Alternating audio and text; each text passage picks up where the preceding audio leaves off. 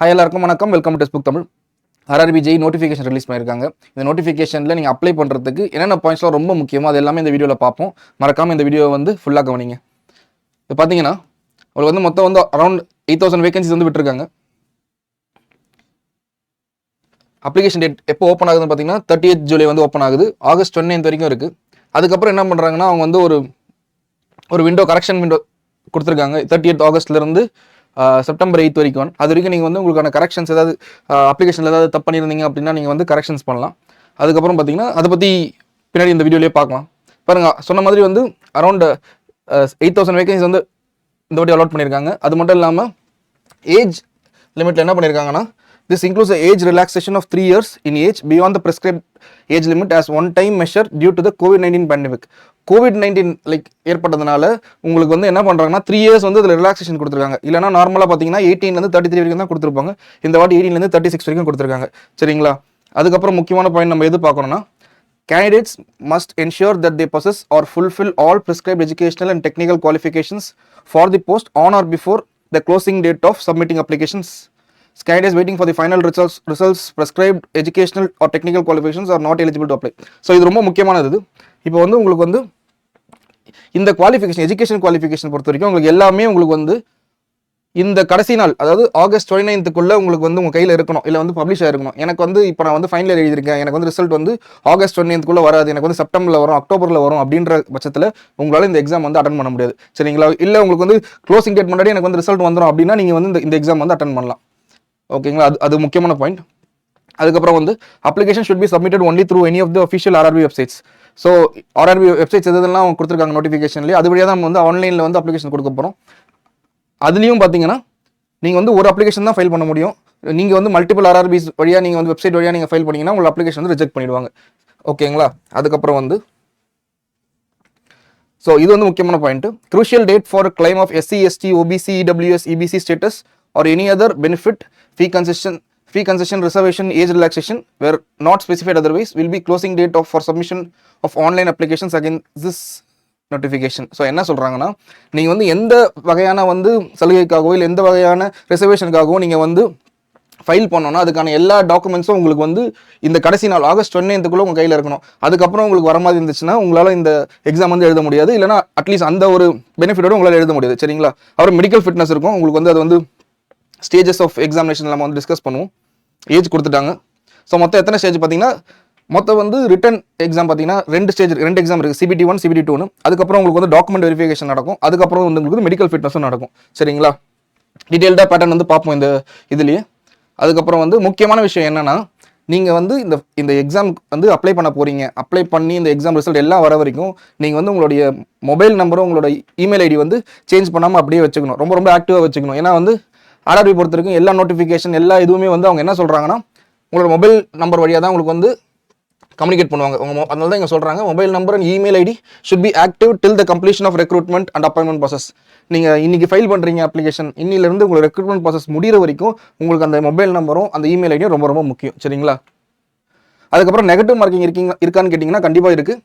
1/3 mark of the allotted mark for every wrong answer இந்த CBT. So CBTயில் வந்து எப்படின்னா டெஸ்ட்டில் வந்து 1/3 மார்க் வந்து நெகட்டிவ் மார்க்கிங் இருக்குது. சரிங்களா? அதுக்கப்புறம் வந்து இதுக்கு முன்னாடி நீங்கள் அக்கௌண்ட் கிரியேட் பண்ணலன்னா நீங்கள் வந்து 1 டைம் அக்கௌண்ட் கிரியேட் பண்ணணும். அக்கௌண்ட் கிரியேட் பண்ணிவிட்டு அதுக்கப்புறம் நீங்கள் வந்து இந்த பர்டிகுலர் நோட்டிஃபிகேஷனுக்காக நீங்கள் வந்து அப்ளை பண்ணலாம். ஸோ பேசிக்காக இதில் என்ன நீங்கள் கண்டிப்பாக நோட் பண்ண வேண்டியதுன்னா, இந்த அக்கௌண்ட் கிரியேஷனில் வந்து எந்த ஒரு தப்பும் பண்ணக்கூடாது. கொஞ்சம் டைம் எடுத்து பொறுமையாக பண்ணுங்கள். ஏன்னா அக்கௌண்ட் ஒன்ஸ் கிரியேட் ஆச்சுன்னா அதில் எந்த ஒரு மாடிஃபிகேஷனும் பண்ண முடியாது. மேலே கொடுத்துருந்தாங்களா அந்த ஒரு விண்டோ கொடுத்துருந்தாங்களா 30லேருந்து 8 வரைக்கும்.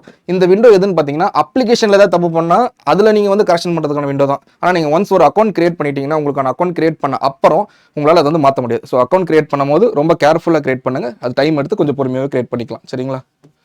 ஓகே, நம்ம வந்து அடுத்த பாயிண்ட் போகலாம்.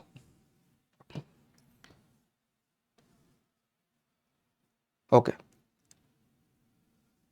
இதுக்கப்புறம் இப்போ வந்து ஆன்லைன் அப்ளிகேஷன் நீங்கள் வந்து சப்மிட் பண்ணிட்டு உங்களுக்கு வந்து அந்த 8 நாளுக்குள்ளே நீங்கள் வந்து சேஞ்சஸ் பண்ணோன்னா உங்களுக்கு வந்து மாடிஃபிகேஷன் ஃபீ ஆஃப் 250 rupees நீங்கள் வந்து கட்டுற மாதிரி இருக்கும். அதனால் நீங்கள் வந்து அப்ளிகேஷனுமே நீங்கள் வந்து ஃபில் பண்ணும்போது தப்பு இல்லாமல் பண்ண ட்ரை பண்ணுங்கள். அப்படி தப்பாயிடுச்சுன்னா நீங்கள் வந்து 250 rupees நீங்கள் வந்து பே பண்ணி அந்த மாடிஃபிகேஷன் வந்து பண்ணுற மாதிரி இருக்கும். சரிங்களா?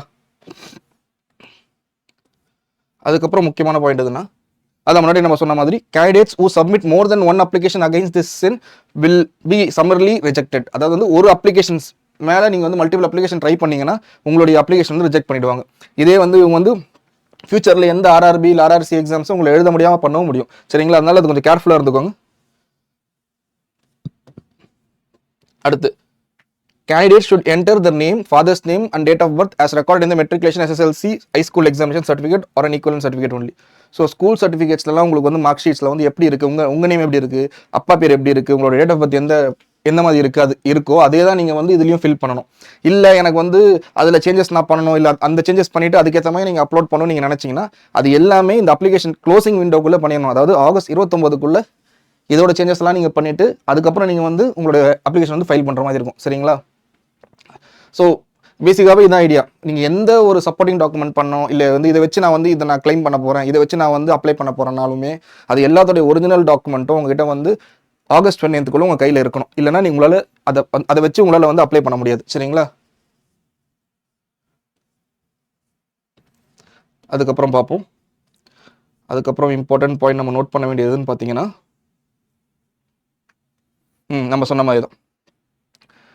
ஸோ முன்னாடி வந்து 18 to 33 தான் இருந்துச்சு prescribe age limit normal course. ஆனால் இந்த பர்டிகுலர் டாக்குமெண்ட்டுக்கு நோட்டிஃபிகேஷன் என்ன பண்ணுறாங்கன்னா 36 வரைக்கும் கொடுக்குறாங்க. அதுக்கு என்ன காரணம்னா கோவிட்ல அஃபெக்ட் ஆனதுக்காக அந்த டைம் நம்மளால் லைக் எக்ஸாம் எழுத முடியாது, அதனால ஏஜ் பார் ஆகிடக்கூடாதுன்றதுக்காக அவங்க வந்து 3 இயர்ஸ் வந்து எக்ஸ்ட்ரா கொடுத்துருக்காங்க ரிலாக்ஸேஷன். இது ரொம்ப ரொம்ப நல்ல விஷயம். அதே மாதிரி வந்து கேட்டகரி வைஸ் கம்யூனிட்டி வைஸ் உங்களுக்கு வந்து relaxation, for example SC and STக்கு 5 year relaxation, OBC நான் கிரீமி லேயருக்கு வந்து 3 இயர்ஸ் ரிலாக்ஸேஷன் அப்படின்னு சொல்லிட்டு உங்களுக்கு வந்து இந்த 5.2 டேப்லெட் காலம்ல என்ன கொடுத்துருக்காங்கன்னா உங்களை ஏஜ் ரிலாக்ஸேஷன் எவ்வளோன்னு கொடுத்துருக்காங்க. நீங்கள் எந்த கேட்டகரியில் வருவீங்களோ அதை நீங்கள் பார்த்து உங்களால் ஏஜ் ரிலாக்ஸேஷன் கண்டுபிடிச்சிக்க முடியும். சரிங்களா? அதுக்கப்புறம் வந்து இதில் வந்து ரொம்ப முக்கியமானது பார்த்தீங்கன்னா இதுதான். எக்ஸாமினேஷன் ஃபீ பொறுத்த வரைக்கும் SC ST X serviceman, female, transgender, minority இல்லை வந்து EBC அவங்களுக்குலாம் என்னன்னா 250 rupees வந்து எக்ஸாம் ஃபீ கட்டுவீங்க, அது எல்லாமே வந்து ரீஃபண்ட் பண்ணிடுவாங்க. அதே மாதிரி வந்து இது இல்லாமல் மற்ற கேண்டிடேட்ஸ் வந்து 500 rupees கட்டுவீங்க, 400 rupees ரீஃபண்ட் பண்ணுவாங்க. இந்த 400, 250லையும் பார்த்தீங்கன்னா பேங்க் சார்ஜஸ் வந்து டிடெக்ட் பண்ணி தான் ரீஃபண்ட் பண்ணுவாங்க. இதில் ஒரு முக்கியமான விஷயம் என்னன்னா இது வந்து CBT 1க்கு தான் தராங்க. அந்த CBT 1லையும் நீங்கள் எக்ஸாம் அப்பியர் பண்ணால் மட்டும்தான் உங்களுக்கு அந்த ரீஃபண்ட் கிடைக்கும். சரி, நான் ஓகே நான் அப்ளை பண்ணிட்டேன், நான் எக்ஸாம் போல எனக்கு ரீஃபண்ட் வந்துடும்னா அந்த கதை கிடையாது. அதனால அதுவுமே வந்து நீங்கள் நோட் பண்ணிக்கோங்க. ஏன்னா பாருங்க இங்கே அவங்க கிளியராக கொடுத்துருக்காங்க on appearing in first year CBT. இதுலேயும் பார்த்தீங்கன்னா on appearing in first year CBT. So CBT 1ல் நீங்கள் வந்து அப்பியர் ஆகுறீங்க, அப்பியர் ஆன அப்புறம் உங்களுக்கு வந்து அதுக்கான ரீஃபண்ட் வந்து ரெக்ரூட்மெண்ட் போர்டு வந்து உங்களுக்கு தரும். சரிங்களா? ஸோ இது ஒரு முக்கியமான பாயிண்ட் நீங்கள் நோட் பண்ண வேண்டியது. ஸோ அதே மாதிரி இந்த ரீஃபண்ட் நீங்கள் வந்து கிளைம் பண்ண போறீங்கன்னா பேங்க் அக்கௌண்ட்டை வந்து கரெக்டாக நீங்கள் வந்து அப்லோட் பண்ண வேண்டியது உங்களோட பொறுப்பு. ஸோ அந்த பேங்க் அக்கௌண்ட்டில் தப்பாவோ இல்லை ஒழுங்காக நீங்கள் ஃபில் பண்ணலன்னா உங்களுக்கு அந்த ரீஃபண்ட் வந்து கிடைக்காது. அடுத்து நம்ம என்ன பார்க்கலாம்னா இதெல்லாம் வந்து ரொம்ப இம்பார்ட்டண்டான பாயிண்ட்ஸ் இல்லை இப்போ அப்ளிகேஷன் பொறுத்த வரைக்கும். ஓகே, இப்போ வந்து ரெக்ரூட்மெண்ட் ப்ராசஸ் வந்துட்டோம். நம்ம வந்து முன்னாடி சொன்னது தான் ரெக்ரூட்மெண்ட் ப்ராசஸ் வந்து ஒரு 4 ஸ்டேஜ். ஃபர்ஸ்ட் வந்து CBT 1 பொறுத்த வரைக்கும் பார்த்தீங்கன்னா நீங்கள் வந்து அதே மாதிரி தான் CBT எழுதிட்டு அப்புறம் CBT அதுலேருந்து கிளியர் ஆனவங்க வந்து CBT 2க்கு போவீங்க. CBT 2க்கு அப்புறம் உங்களுக்கு வந்து டாக்குமெண்ட் வெரிஃபிகேஷன் நடக்கும். டாக்குமெண்ட் வெரிஃபிகேஷனுக்கு அப்புறம் மெடிக்கல் எக்ஸாமினேஷன் நீங்கள் வந்து எழுதுவீங்க. சரிங்களா?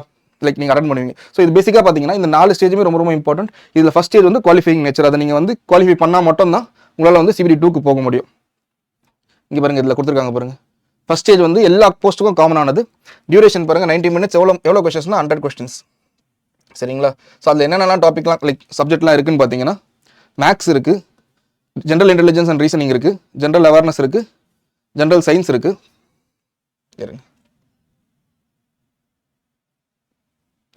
ஜென்ரல் சயின்ஸ் இருக்குது. இந்த டேப்லெட் காலம்ல ரொம்ப கிளியராக கொடுத்துருக்காங்க. ஸோ மேக்ஸில் வந்து உங்களுக்கு வந்து 30 question 30 mark. அதே மாதிரி ஜென்ரல் இன்டெலிஜென்ஸ் ரீசனிங்கில் 25 question 25 mark. ஜென்ரல் அவேர்னஸ் பொறுத்த வரைக்கும் 15 question 15 mark. General science 30 question 30 mark. So டோட்டலாக பார்த்தீங்கன்னா 100 questions 100 marks. அதுக்கு அது எப்படின்னா 90 minutes எழுதுவீங்க. நெகட்டிவ் மார்க்கிங் இருக்குது. 1/3 வந்து நெகட்டிவ் மார்க்கிங். சரிங்களா? ஸோ 0.33 வந்து ஒரு தப்பான ஆன்சருக்கும் வந்து கட் ஆகும். ஸோ அடுத்து வந்து CBT 2. ஸோ CBT 2லையும் அதே மாதிரி தான் அவங்க என்ன கொடுத்துருக்காங்க பாருங்க, சப்ஜெக்ட்ஸ் கொடுத்துருக்காங்க. General awareness, physics and chemistry தனியாக இருக்குது. 10th standard syllabus CBSE syllabus இருக்குது. அப்புறம் basics of computers and applications இருக்குது. Environment and pollution control, technical abilities என்னன்னா உங்களுடைய போஸ்ட்டுக்கு ஏற்ற மாதிரி என்னென்ன சப்ஜெக்ட் உங்களுக்கான சப்ஜெக்ட்ஸ் வந்து நீங்கள் எழுதுவீங்க. அதில் பார்த்தீங்கன்னா ஜென்ரல் அவேர்னஸ் வந்து 15 கொஸ்டின் எல்லாத்துக்கும் 1 மார்க் தான். அதனால 15 கொஸ்டின் 15 மார்க். ஃபிசிக்ஸ் அண்ட் கெமிஸ்ட்ரியில் 15 கொஸ்டின் வருது. பேசிக்ஸ் ஆஃப் கம்ப்யூட்டர் அப்ளிகேஷன்ஸில் 10 questions. Basics of environment pollution control 10. Technical abilities, அதாவது உங்களோட டெக்னிக்கல் சப்ஜெக்ட் எத்தனை மார்க்னா 100 மார்க்ஸ் வெயிட்டேஜ் வந்து டெக்னிக்கல் சப்ஜெக்ட். சரிங்களா? டோட்டலாக வந்து 150 கொஸ்டின்ஸ். அந்த 150 கொஸ்டின்ஸ் நீங்கள் வந்து 120 மினிட்ஸில் எழுதுற மாதிரி இருக்கும். சரிங்களா? ஸோ என்னன்னா CBT 1 CBT 2ல இருக்க மேஜர் டிஃபரன்ஸ் என்னன்னா, CBT 1ல வந்து உங்களுக்கு வந்து எந்த ஒரு கால்குலேட்டர் டைப் ஆஃப் திங்ஸ் வந்து ப்ரொவைட் பண்ண மாட்டாங்க. CBT 2ல வந்து உங்களுக்கு வந்து வர்ச்சுவல் கால்குலேட்டர் வந்து ப்ரொவைட் பண்ணுறாங்க. சரிங்களா? இதுக்கப்புறம் வந்து முக்கியமான விஷயம் என்னன்னு பார்த்தீங்கன்னா, இங்கே வந்து ஃப்ரீ ட்ராவல் ஃபெசிலிட்டி வந்து ப்ரொவைட் பண்ணுறாங்க. அதில் என்ன சொல்கிறாங்கன்னா, in case of SC and ST candidates who are eligible free train travel, their e-call letter itself will contain the free travel authority sleeper class railway pass. Such SC and ST candidates will be allowed to book train reservation by submitting a self-attested photocopy of their e-call letter and SC ST certificate at the ticket booking counter. So உங்களோட e-call letterலேயே உங்களுக்கு வந்து அதுக்கான எல்லா டீட்டெயில்ஸும் வந்துடும். நீங்கள் booking சென்டரில் அதை வச்சு புக் பண்ணிக்கலாம். இதில் ஒரு விஷயம் நீங்கள் என்ன நோட் பண்ணிக்கணும்னா, நீங்கள் வந்து அப்படி இருந்து நீங்கள் ஃப்ரீ ட்ராவல் ஃபெசிலிட்டி யூஸ் பண்ணி நீங்கள் வந்து ட்ராவல் பண்ணுறீங்கன்னா, நீங்கள் வந்து ட்ரெயினில் போகும்போது உங்களோட ஒரிஜினல் ஐடி ப்ரூஃபோட சேர்த்து உங்களுடைய கம்யூனிட்டி சர்டிஃபிகேட்டும் கொண்டு போகணும். அப்போ தான் வந்து அவங்க வந்து அக்செப்ட் பண்ணிப்பாங்க. சரிங்களா? ஸோ இது வந்து ரொம்ப முக்கியம் அதில். ஸோ இதுக்கப்புறம் பார்த்தீங்கன்னா உங்கள் லாஸ்ட்டில் வந்து உங்களுக்கு வந்து வேகன்சிஸ் தான். ஸோ வந்து எவ்வளோ வேகன்சிஸ் ஒன்று இடத்துலேயே கொடுத்துருக்காங்கன்னு நம்ம பார்ப்போம்.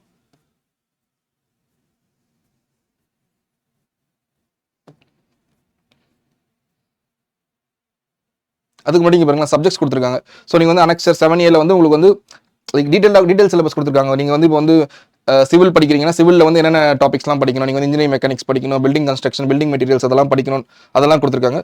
சிவிலுக்கு அப்புறம் அவங்க வந்து என்ன கொடுத்துருக்காங்க பார்த்தீங்கன்னா,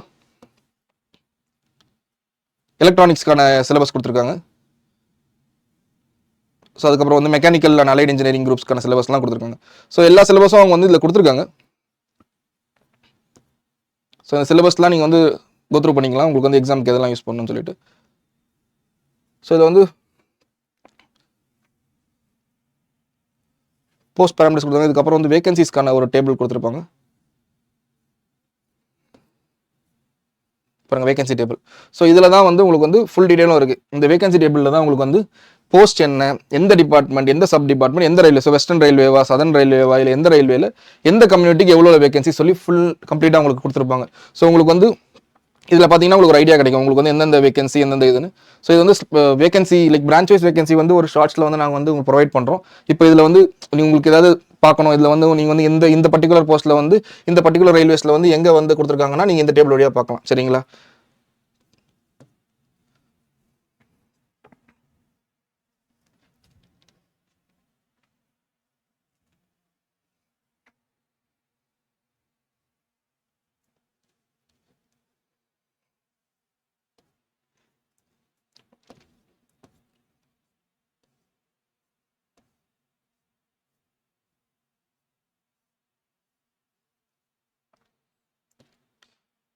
ஸோ இது ரொம்ப முக்கியமானது. இதில் வந்து நீங்கள் வந்து நீங்கள் எந்தெந்த ஃபீல்ட்ஸில் இருக்குன்னு இதில் வந்து கொடுத்துருக்காங்க. For example mechanical allied engineering, அதாவது வந்து நீங்கள் வந்து mechanical engineering, production engineering, automobile engineering இது எல்லாமே நீங்கள் வந்து படிச்சிருக்கீங்கன்ற பட்சத்தில் உங்களால் வந்து இந்த எக்ஸாமில் எழுத முடியும்.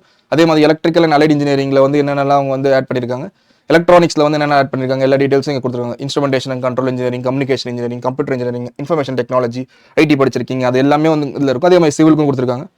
ஸோ வந்து அடுத்து பிஎஸ்சி கெமிஸ்ட்ரி அண்ட் ஃபிசிக்ஸ் படித்தா அந்த குவாலிஃபிகேஷனுக்கான போஸ்ட் இதில் வந்து கொடுத்துருக்காங்க. அதுக்கப்புறம் வந்து கெமிக்கல் அண்ட் மெட்ராலஜிக்கல் அந்த எக்ஸாம் குரூப்பில் உங்களுக்கு வந்து கொடுத்துருக்கு லைக் என்னென்ன எஜுகேஷன் குவாலிஃபிகேஷன் தேவைன்றது இதில் கொடுத்துருக்காங்க. சரிங்களா? ஸோ இதெல்லாம் தான் பேசிக்காக வந்து இந்த பர்டிகுலர் வீடியோவில் நம்ம சொல்கிறோம். இதை பார்த்தீங்கன்னா உங்களுக்கு வந்து அப்ளிகேஷன் டேட் வந்து 30th ஸ்டார்ட் ஆகி ஆகஸ்ட் 29th முடிஞ்சிருது. நீங்கள் வந்து ரொம்ப லேட் பண்ண வேண்டாம். எவ்வளோ சீக்கிரம் நீங்கள் வந்து அப்ளை பண்ண நீங்கள் வந்து ட்ரை பண்ணுறீங்களோ அதுக்கான சர்டிஃபிகேட்ஸ், அதுக்கான எல்லா வந்து டாக்குமெண்ட்ஸும் நீங்கள் வந்து முன்னாடி ரெடி பண்ணுவீங்க.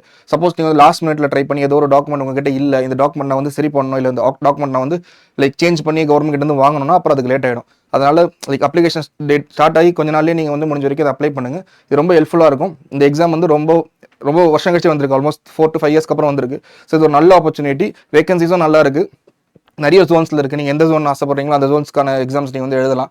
ஸோ வந்து இந்த வீடியோவில் வந்து வேறு ஏதாவது உங்களுக்கு வந்து ஸ்பெசிஃபிக்காக உங்களுக்கு வேணும்னு நீங்கள் கமெண்ட்டில் சொல்லுங்கள். அதை பற்றி ஏதாவது உங்களுக்கு டவுட் இருந்தால் நாங்கள் கிளியர் பண்ணுறோம். So thank you.